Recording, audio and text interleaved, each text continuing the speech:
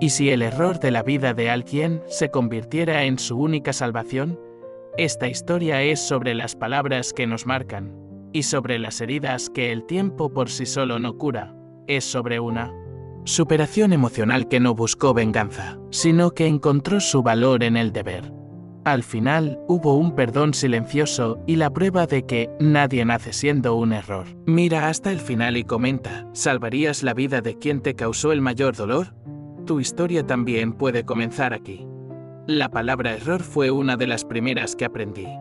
No en la escuela, sino en la cocina de casa. Mi madre la pronunciaba como un suspiro, un lamento silencioso cada vez que posaba su mirada en mí. Yo era el error que estropeó sus planes, la mancha en su biografía, su desvío en la ruta de vida. Ella nunca gritó, nunca pegó. Su crueldad era mucho más sutil, hecha de silencios y de miradas. Sus ojos me decían lo que sus labios no osaban, que mi existencia era una pesada carga para ella.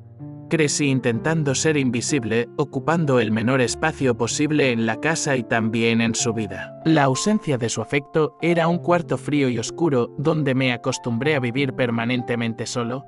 Veía el amor que dedicaba a mis hermanos y entendía que todo ese gran amor no era para mí.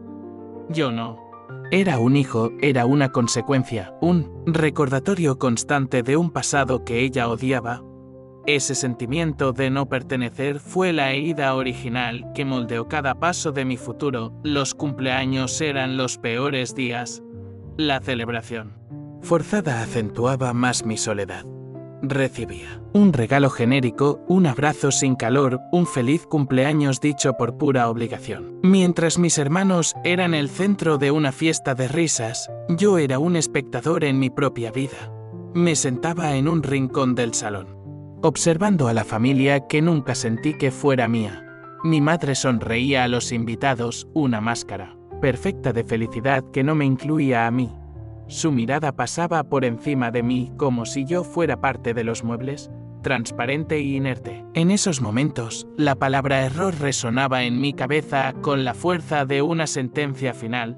Aprendí a no esperar nada, a no desear nada, a construir un muro alrededor de mi frágil corazón. La indiferencia duele más que el odio porque el odio al menos te reconoce como una persona. Yo, para ella, simplemente no debería haber estado allí arruinando su perfecta fotografía familiar. Una tarde, encontré un pájaro con el ala rota en el jardín. Sentí su dolor como si fuera mío. Lo llevé a mi cuarto, mi único refugio, y con torpeza intenté vendar su pequeña ala herida. Mi madre me descubrió. No gritó. Solo me miró con esa decepción helada que ya conocía. Los errores siempre se juntan, dijo ella, mientras tomaba al pájaro y lo dejaba fuera. La naturaleza sabe lo que hace. Lo que está roto debe morir, sentenció sin ninguna emoción. Esa frase se grabó en mi alma. Yo era el pájaro con el ala rota, el ser que estaba defectuoso. Aquella noche no dormí. Pensaba en la crueldad disfrazada de una lógica fría e implacable. Decidí en ese momento que yo no aceptaría esa lógica. Yo me dedicaría a reparar lo roto, no para desafiarla a ella, sino para salvarme a mí, para probar que su sentencia era una mentira. Mi futuro no sería dictado por su visión cruel del mundo. Yo encontraría mi propio camino. La escuela se convirtió en mi santuario, un lugar donde mi valor se medía por mis notas. En la ciencia encontré un orden que no existía en mi hogar. 2 más 2 siempre eran 4. No había dobles sentidos, no había miradas que juzgaban, solo hechos, lógica y respuestas. Me aferré a los libros de biología como un acto de rebeldía silenciosa contra sus palabras. Ella decía que lo roto debía morir y yo aprendía sobre la increíble capacidad de regeneración. Mientras ella veía defectos, yo veía sistemas complejos, milagros de la anatomía y la función. Mi mente se convirtió en una fortaleza, un lugar donde su influencia no podía entrar a destruirme. Cada 10 que sacaba en un examen era una pequeña victoria. Un ladrillo más en mi muro de defensa. Me gradué con honores, el mejor de mi clase, pero ella ni siquiera asistió a la ceremonia. Para ella, yo seguía siendo el mismo error. Pero para mí, yo era la prueba de que podía sanar, a los 17 años. Con una maleta y la beca de la universidad, salí de esa casa para siempre. No hubo una despedida dramática, solo la misma indiferencia de siempre por parte de ella. «Que te vaya bien», me dijo, sin levantar la vista del libro que estaba leyendo en el sofá. Esa frialdad fue el último regalo que me dio. La libertad de partir sin sentir ninguna culpa. El mundo fuera de esas paredes era aterrador, pero por primera vez era un mundo de posibilidades. Yo ya no era el error de alguien, era solo yo, un joven con un futuro por escribir desde cero. La soledad en la ciudad era diferente. Era una elección. No una condena como lo fue en mi casa.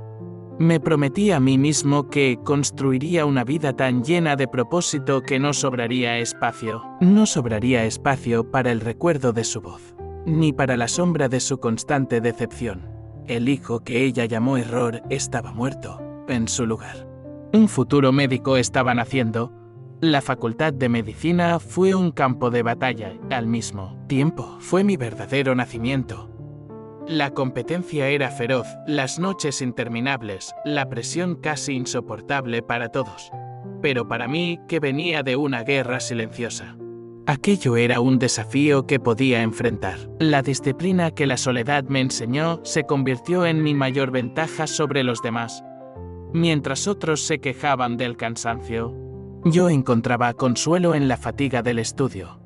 Era un cansancio que yo elegía, un dolor con propósito. Diferente al dolor inútil de la infancia, cada cuerpo que diseccionaba en anatomía era un mapa sagrado que aprendía a leer con respeto. Aprendí que todos, por dentro, éramos iguales, hechos de la misma materia frágil y compleja. Mis profesores notaron mi dedicación, mi enfoque casi obsesivo, y me tomaron bajo su ala. Por primera vez en mi vida, sentí el orgullo en la mirada de una figura de autoridad. Hubo momentos de duda, por supuesto. El síndrome del impostor me susurraba al oído de noche. ¿Quién eres tú para salvar vidas? Tú, el error, el que no fue amado, decía la voz. Era la voz de mi madre, internalizada. Un veneno que a veces todavía corría por mis venas. Pero, entonces, recordaba al pájaro con el ala rota y la determinación volvía con más fuerza. Yo no era como ella. Yo no abandonaría a lo que estaba roto. Yo me quedaría para intentar curar. Ese se convirtió en mi mente, mi juramento personal, mucho antes de hacer el juramento oficial. Empecé a destacar en las rotaciones de emergencia. En el caos donde las decisiones son rápidas. La adrenalina me enfocaba, el caos me calmaba. Era allí donde me sentía más vivo y más útil. Vi la vida y la muerte bailar en un instante y entendí el valor de cada segundo que tenemos. La medicina me estaba sanando. Me estaba dando el valor que nunca recibí en mi propio hogar. Mi primer parto fue un momento de revelación. Sostuve a un bebé recién nacido en mis manos. Esa vida nueva, tan perfecta y tan indefensa, llorando por su primer aliento de vida. Miré a la madre, con sus ojos llenos de lágrimas de alegría y de un amor incondicional. Y en ese instante, una parte de mí se rompió y se reconstruyó de una forma diferente. Vi el amor que debería ser el derecho de nacimiento de cada niño. El amor que a mí me fue negado. No sentí envidia. No sentí rabia. Sentí una profunda tristeza por la madre que nunca tuve, y una inmensa gratitud por la oportunidad de presenciar y proteger ese momento sagrado. Ese día, mi vocación se solidificó. No se trataba de mí, se trataba de ellos, de mis pacientes. Se trataba de proteger la vida, de honrar cada existencia, de luchar por cada corazón. El error había encontrado su propósito, asegurarse de que otros se sintieran amados y bienvenidos. Me especialicé en medicina de emergencia. Me sentía cómodo en el filo de la navaja. La sala de emergencias no juzga tu pasado, solo le importa tu presente, tu pulso, tu respiración. Allí yo no era el hijo de nadie. No tenía historia. Era doctor, un título, una función. Mi equipo me respetaba por mi calma bajo presión, por mi capacidad de tomar decisiones difíciles. Nadie sabía que mi calma era una armadura forjada en una infancia de tormentas silenciosas. Nadie sabía que mi habilidad para distanciarme emocionalmente era un mecanismo de supervivencia. Me convertí en uno de los mejores, ascendí rápido. Llegué a ser el jefe del departamento. Tenía el éxito, el respeto, la estabilidad. Tenía todo lo que me propuse construir, pero a veces, en la quietud de mi apartamento, el silencio era demasiado parecido al de antes. La herida estaba cerrada, sí, pero la cicatriz, a veces. Todavía dolía con el cambio de tiempo. Dejé de pensar en mi familia biológica. Eran como personajes de un libro que había cerrado. No sentía la necesidad de verlos, de confrontarlos. Hacerlo sería darles un poder que ya no tenían. Mi familia era el equipo del hospital, los enfermeros. Los otros médicos, mis amigos. Ellos eran los que celebraban mis cumpleaños, los que me apoyaban en los días más duros. Aprendí que la familia no siempre es la de sangre, sino la que eliges. La que te elige. Construí mi propio refugio, mi propia fortaleza y la llené con personas que me valoraban. El pasado era un país extranjero al que no tenía intención de volver a visitar nunca más. O al menos eso es lo que yo creía. Pero el destino, a veces, tiene un sentido de la ironía. Un sentido de la ironía. Cruel, poético y, en última instancia, profundamente sanador. Estaba a punto de descubrir que no se puede cerrar un libro por completo sin leer la última página. Era una noche de sábado, una de esas noches en que el infierno parece abrir una sucursal en la tierra. Accidentes de coche, heridas de bala. Sobredosis. La sala de emergencias era un caos total. Yo estaba en mi elemento, orquestando el flujo de pacientes, tomando decisiones en segundos. Doctor, trauma en la sala 3, mujer, 60 años, posible infarto, gritó una enfermera. Asentí y me dirigí hacia allí, repasando mentalmente los protocolos, preparando mi mente. Era solo otro caso, otro cuerpo que necesitaba ser reparado. Otra vida en el filo de la navaja. La rutina era mi escudo, el protocolo era mi guía. La emoción era un lujo que no podíamos permitirnos. No en este lugar, no en este trabajo, donde un segundo de distracción podía costar una vida. Entré en la sala 3 con la misma concentración de siempre. Listo para enfrentar a la muerte, pero no estaba preparado para enfrentar al fantasma más grande y doloroso de todo mi pasado. Sobre la camilla, rodeada por mi equipo, estaba una mujer pálida, con los labios azulados. Su pecho subía y bajaba con la ayuda de un respirador artificial que mi equipo le había puesto. Sus ojos estaban cerrados, su rostro marcado por el dolor y por el paso inexorable de los años. Pero incluso así, bajo las luces fluorescentes y crueles del hospital, yo la reconocí. Era un reconocimiento que no vino de la mente, sino de las entrañas, un golpe sordo en el estómago. El mundo a mi alrededor se desvaneció. Los bips de los monitores. Las voces de mi equipo. Todo se convirtió en un zumbido distante, un ruido blanco. Solo existía ese rostro en la camilla. Era ella, mi madre, la mujer que me llamó error, la arquitecta de mi soledad más profunda. El tiempo se congeló. El médico exitoso desapareció y por un instante volví a ser el niño asustado en un rincón, escuchando en silencio la sentencia que definió toda su vida, doctor. La presión está cayendo en picado. La estamos perdiendo. La voz de una enfermera me rescató. El grito me sacó del trance, me ancló de nuevo en el presente. En la cruda realidad de la sala 3, miré el monitor. Fibrilación ventricular, el caos de un corazón que se rinde, que deja de luchar. Preparen el desfibrilador. Ahora. Mi voz salió firme, profesional, traicionando el caos en mi interior. Mi equipo obedeció al instante, sin dudar. Confiaban en mí, en su jefe, en el doctor. No veían mi conflicto, no veían al niño herido. Veían al líder que sabría qué hacer. Y yo sabía qué hacer. Había hecho esto cientos de veces, con cientos de extraños. Pero ella no era una extraña. Ella era la herida original. La causa de todas mis cicatrices.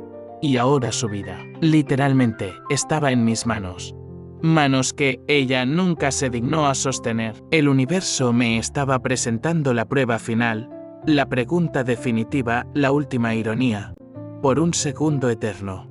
Una oscuridad me envolvió. La voz de la herida susurró en mi mente. Déjala ir. Es justicia. Lo que está roto debe morir. ¿Recuerdas? Ella misma te lo dijo. La imagen del pájaro con el ala rota vino a mi mente. Su rostro lleno de fría decepción. Podía simplemente dar un paso atrás. Decir que era tarde. Dejar que otro médico lo intentara. Nadie sabría. Nadie me juzgaría. Sería solo otra vida perdida en una noche caótica. La justicia del destino. El error que ella creó. Ahora no podría salvarla de su propio final. Era una tentación poderosa, un veneno dulce que prometía un cierre, una especie de venganza. Pero entonces otra voz se levantó dentro de mí, más calmada, más fuerte. La voz del médico. La voz del hombre que juró proteger la vida, cualquier vida, sin importar quién fuera.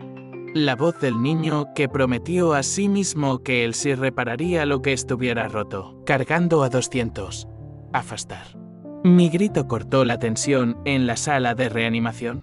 Presioné los botones. El cuerpo de mi madre se arqueó sobre la camilla con la descarga eléctrica. El monitor emitió un sonido largo y continuo.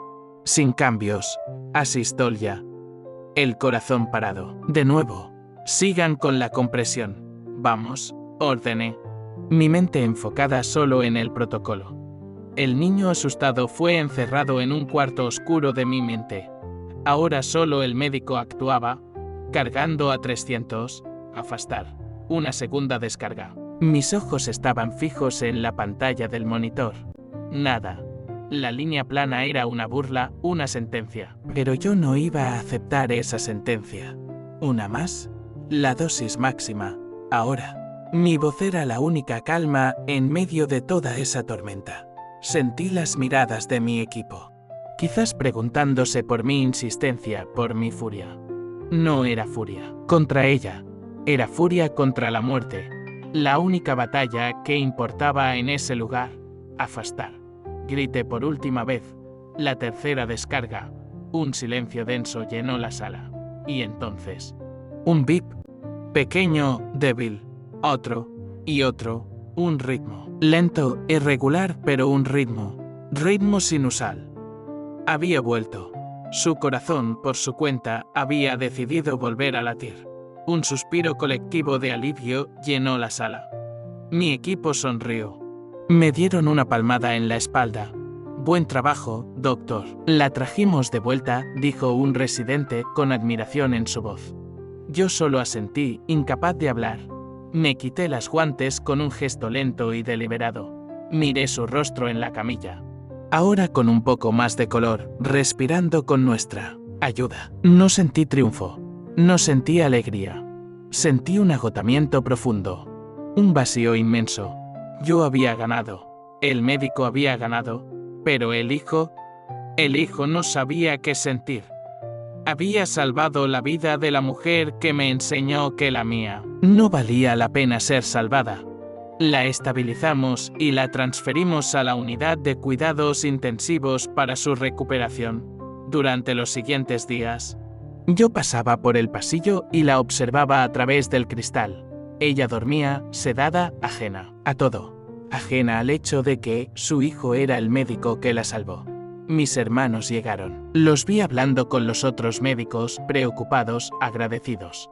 Me mantuve a distancia, en las sombras. No me reconocieron. Para ellos, yo era un fantasma.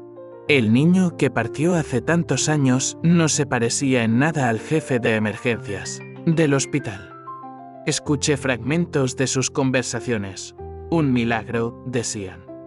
El doctor de turno fue un héroe anónimo, un salvador sin rostro, y me di cuenta de que era así como debía ser. No quería su gratitud. No quería su reconocimiento.